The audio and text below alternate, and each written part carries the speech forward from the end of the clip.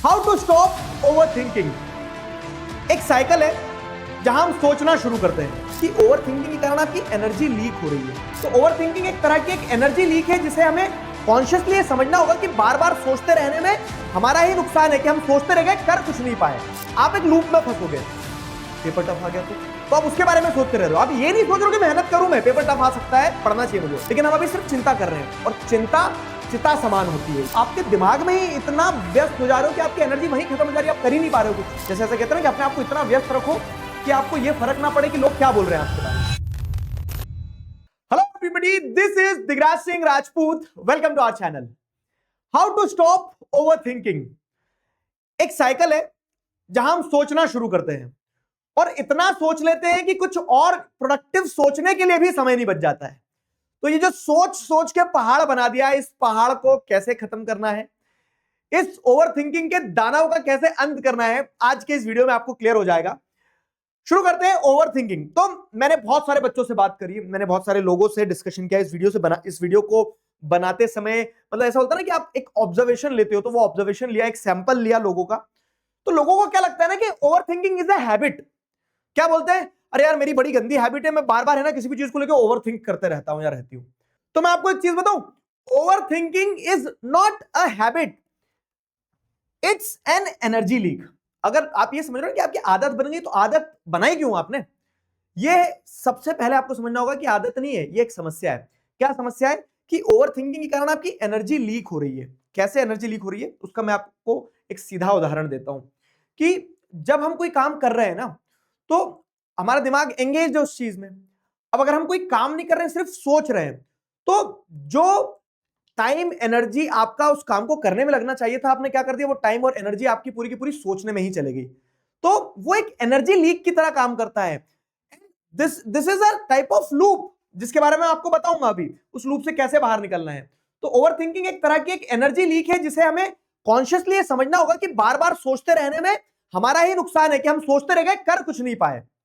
तो आपको अगर मैं कुछ सिंपल स्टेप्स बताऊं कि ये चीजें करना है दोस्तों हमें, और इन चीजों को करने के बाद में क्या होगा ना, हमारी ओवर थिंकिंग की समस्या समाप्त हो जाएगी। स्टेप 1 क्या है हमारा, कैच द लूप। तो जैसे मैंने आपको बताया ना कि जैसे आपके सामने कोई भी टास्क आता है, वो लाइफ से रिलेटेड हो, आपके एग्जाम से रिलेटेड, जब आपके पेपर नजदीक आ रहे होते हैं, जैसे हाफ ईयरली नजदीक आ रहे हैं, तो आप एक लूप में फंसोगे।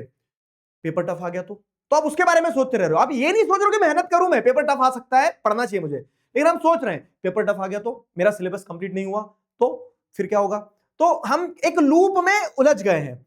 आपको कुछ नहीं करना है, आपको बस अपने आप को एक मेयर स्पेक्टेटर की तरह बाहर खड़ा करना है और ये समझना कि भाई तू या फिर बहन तू, ये क्या, ये लूप में फंस चुके हैं हम, कि हम सोचे जा रहे हैं सोचे जा रहे हैं। तो हमें सबसे पहले उस लूप को पकड़ना है कि हम क्या सोचे जा रहे हैं, क्या सोचे जा रहे हैं। फिर उसके बाद में आपको क्या करना है ना, ब्रेन डंप टेक्निक फॉलो करना है। ब्रेन डंप टेक्निक क्या होती है, देखो ये हमारी सारी चिंताएं हैं जो हम सोचे जा रहे हैं ना कि पेपर टफ आ गया तो, मेरा सिलेबस कंप्लीट नहीं हुआ तो, अगर मार्क्स अच्छे नहीं आए तो ये सब चिंताएं हैं, सिर्फ रियलिटी थोड़ी ना है। रियलिटी तो तब होगी जब आप पढ़ोगे नहीं और पेपर में अच्छे से नहीं लिख के आओगे तो मार्क्स कम आना ही है। लेकिन हम अभी सिर्फ चिंता कर रहे हैं, और चिंता चिता समान होती है, ये चीज ध्यान रखना है।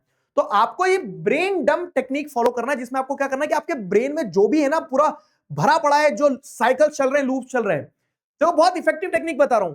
आपको क्या करना है, एक पेन और पेपर लेकर बैठना है और उन सारे चिंताओं को क्या कर देना, कागज पर लिख देना है।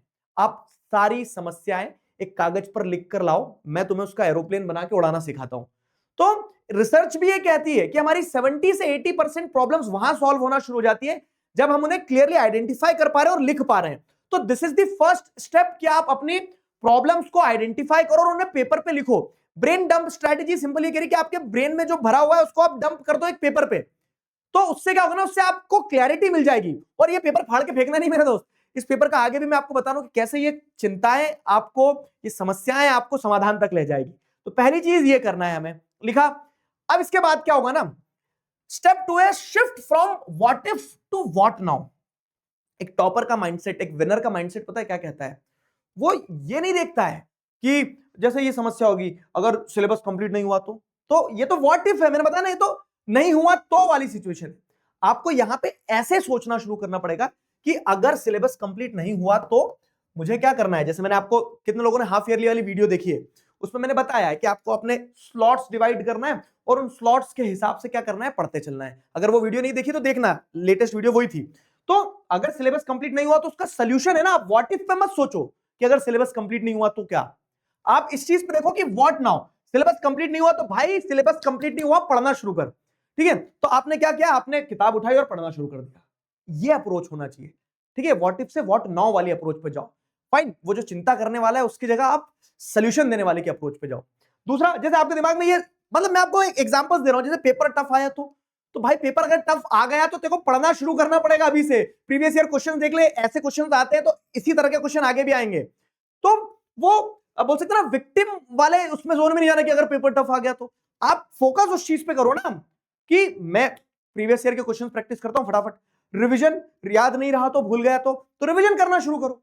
तो जो समस्या है उस समस्या में नहीं, समाधान पे फोकस करना है आपको। तो स्टेप 2 यही रहेगी कि वो व्हाट इफ वाला जो माइंडसेट है उससे बाहर निकलो मेरे दोस्त, व्हाट्स नाउ उस पे फोकस किया जाए बस। अगली चीज क्या है, तीसरी स्टेप और इफेक्टिव, बहुत इफेक्टिव स्टेप, आप सारे बच्चे कमेंट में लिखेंगे इस चीज पे, क्या ये है, एक्शन सब्स्टिट्यूशन की स्टेप। मतलब कि मैं सिर्फ सोचूंगा नहीं, करके दिखाऊंगा। कमेंट में लिखना है कि मैं सिर्फ सोचूंगा नहीं, करके दिखाऊंगा। मैं सिर्फ सोचूंगी नहीं, करके दिखाऊंगी। क्योंकि ओवर थिंकिंग का लूप ही तो वही है कि हम दिमाग में ही एक क्या कर रहे होते हैं, जंग लड़ रहे होते हैं। पर मेरे दोस्त, हमें उस जंग को बाहर निकल के लड़ना होगी। क्या हो रहा है ना कि जो फर्स्ट पॉइंट मैंने आपको बताया था कि वो एनर्जी ड्रेन है, एनर्जी लीक है। तो आप आपके दिमाग में ही इतना व्यस्त हो जा रहे हो कि आपकी एनर्जी वहीं खत्म हो जा रही है, आप कर ही नहीं पा रहे हो कुछ। तो आपको उस दिमाग की जंग से बाहर निकल के क्या करना होगा, ग्राउंड रियलिटी को समझना होगा और एक्शन सब्स्टिट्यूशन वाले स्टेप को अडॉप्ट करना होगा। क्या कहता है एक्शन सब्स्टिट्यूशन का स्टेप, देखो इसमें क्या है ना, convert your thoughts into action. कि अगर आपको जैसे 5 मिनट की ये चिंता हो रही है कि पता नहीं कैसे होगा, तो आप 5 मिनट वो चिंता ना करो, एक्टिवली रिकॉल करो। क्योंकि ये दिमाग क्या है, दिमाग में ओवर थिंकिंग हो रही है, तो अगर आपको ओवर थिंकिंग को हटाना है तो आपने ओवर थिंकिंग हटाई, तो खाली दिमाग तो शैतान का घर होता है, तो बताया ही आपको सबने, तो उसको खाली मत रहने दो ना। अगर आप 5 मिनट ये सोच रहे हो कि पता नहीं कैसे होगा, तो वो सोचने को अगर आपको खत्म करना है तो आपको 5 मिनट कुछ करना होगा। समझ रहे हो, सीसॉ देखा ना, अगर कोई नीचे जा रहा है तो कोई तो ऊपर आएगा। तो वैसे अगर आपके दिमाग से आप थॉट्स हटा रहे हो तो आपको एक्शन लेना पड़ेंगे। तो जब आपको चिंता हो तो अरे चिंता हो रही, फटाक से कॉपी खोलिए, ठीक है, कि मुझे 5 मिनट में एक्टिव रिकॉल कर लूं। मतलब आप स्पेस दे रहे हो अगर थॉट्स को, नेगेटिव थॉट्स को, ओवर थिंकिंग के लूप को आने के लिए, तो आएंगे ना, आप स्पेस ही मत दो। 10 मिनट अगर मान लो आपको डर लग रहा है कि क्या करूंगी, कैसे करूंगी, बहुत ज्यादा पेपर टफ आएगा क्या, तो आपको कुछ नहीं करना है, वो 10 मिनट आपको राइटिंग प्रैक्टिस कर लेना है। जब आपका दिमाग ऑलरेडी किसी दूसरी चीज में एंगेज्ड है तो सोचने का मौका ही नहीं मिलेगा। जैसे ऐसा कहते हैं ना कि अपने आप को इतना व्यस्त रखो कि आपको यह फर्क ना पड़े कि लोग क्या बोल रहे हैं आपके बारे में, वैसे ही आपको अपने आप को इतना व्यस्त रखना है कि आपके दिमाग को पता ही नहीं चले कि ओवर थिंकिंग भी कर सकता हूं मैं।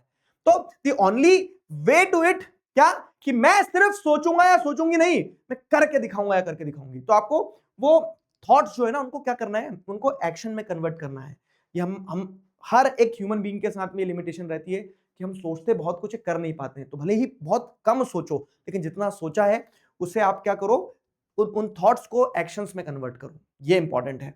फिर अगर हम यहां से बढ़े तो अगला और चौथा इंपॉर्टेंट स्टेप है, जो मैंने आपको बताया था ना कि पहले स्टेप से अपन कनेक्ट करेंगे। पहले स्टेप में क्या किया था आपने, ब्रेन डंप टेक्निक के चलते आपने सारी चीजें लिख ली थी। आपने सारी चीजें एक तरफ लिख ली थी कि ये आपकी प्रॉब्लम है, ये आपकी प्रॉब्लम है। आपने क्या लिखा था कि सिलेबस कंप्लीट नहीं हो रहा है, ये लिखा था आपने। अब आपको क्या करना है ना, अब आपको सिंपल क्या करना है, you have to track your progress.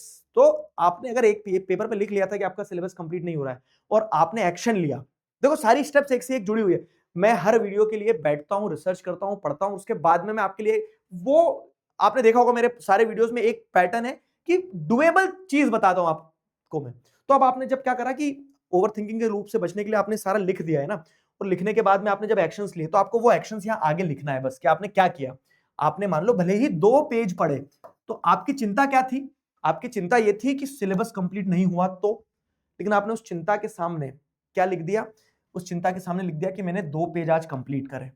तो आपकी प्रॉब्लम कम हुई या नहीं हुई, बताना कमेंट में बताओ। प्रॉब्लम कम हुई या नहीं हुई, तो आपको क्या करना है, आपको इन स्टेप्स को फॉलो करना है और लास्ट में आपको अपनी प्रोग्रेस ट्रैक करना है। भले ही कितनी छोटी प्रोग्रेस हो, लेकिन ट्रैक करते चलना है। और जब आप वो ट्रैक करोगे ना, तो उसका आपको एक कॉन्फिडेंस मिलेगा कि यार ये तो मेरी प्रॉब्लम थी, लेकिन उसी के आगे मैंने लिख दिया कि मैंने इस प्रॉब्लम को खत्म किया है, इस समस्या का समाधान ढूंढा है।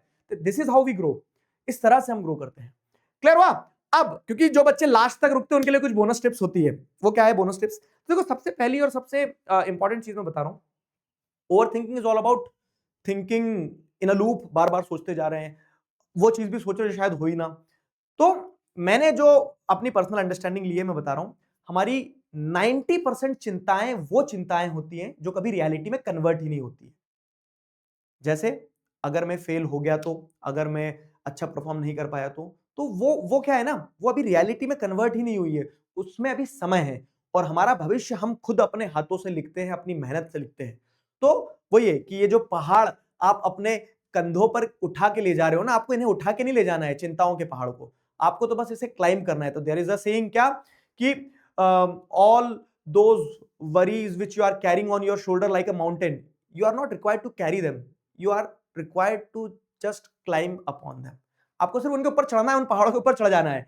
फाइन, आपके सपने आपकी मेहनत से बड़ा कुछ नहीं है, तो आपको उस चीज पे फोकस करना है कि मैं जो सोच रहा हूं जरूरी नहीं कि रियलिटी में कन्वर्ट होगा, मुझे तो आज जो मेरे पास है वो करना है बस। अब इस वीडियो को हर उस बच्चे के साथ में शेयर करना जिसे जो तुम्हें लगता है ना तुम्हारा क्लासमेट है कि यार ये तो सोचता ही रहता है, खुद ही परेशान है, अपनी परेशानियों का कारण वो खुद है, क्योंकि वो ओवर थिंकिंग के लूप में फंस चुका है। तो शायद आपका एक शेयर क्या करेगा, उसके लिए मदद करेगा। और अगर आपके पास कोई टेक्निक है, कोई स्टेप है जो आप फॉलो करते हो to kill the loop of overthinking, तो वो कमेंट्स में जरूर बता के जाना।